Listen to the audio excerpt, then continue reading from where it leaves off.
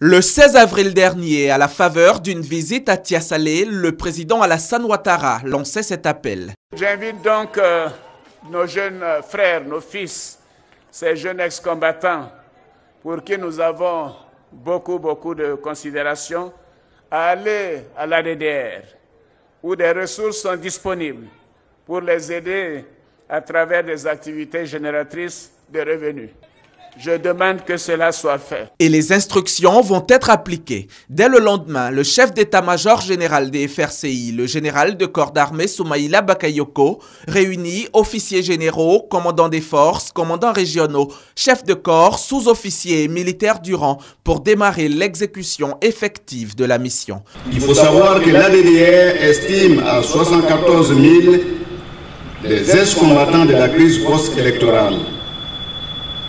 Elle a réinséré solidement dans le tissu économique du pays 60 000. Il reste alors à ce jour 14 000 ex-combattants, dont 5 759 éléments associés au FRCI. Il s'agit de remettre purement et simplement ces 5 759 éléments associés à l'ADDR. D'octobre jusqu'à maintenant, c'était un processus volontaire.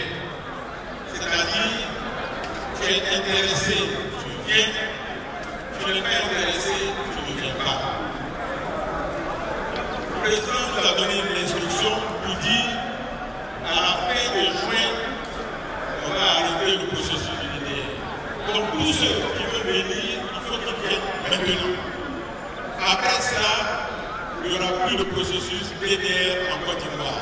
L'opération est dénommée Bonheur. Le top départ est alors donné le 20 avril dernier. Les premiers concernés, les 600 ex-combattants qui occupent la cité policière, caserne BAE de Yopougon. Ils doivent libérer la cité et rejoindre les centres de resocialisation de l'ADDR, l'autorité pour le désarmement, la démobilisation et la réintégration. 27 avril 2015, c'est au tour des 302 ex-combattants résidant au camp commando d'Abobo de déposer les armes, quitter l'escadron et se mettre eux aussi à la disposition de la DDR. Nous sommes là ce matin, ça vous vient de déposer les armes. Si tu as armes, tu as munitions, tout ce que tu as comme matériel qui peut verser le sang humain, il faut envoyer, tu déposes, c'est mieux quoi. Aujourd'hui, la caserne brigade anti-émeute de Yopougon et le 3e escadron de la 1re légion à Abobo ont été rétrocédés à la police et à la gendarmerie nationale. Mais s'il est indéniable que les locaux ont grand besoin de réhabilitation, les nouveaux vrais occupants de ces sites, eux, restent concentrés sur leur mission.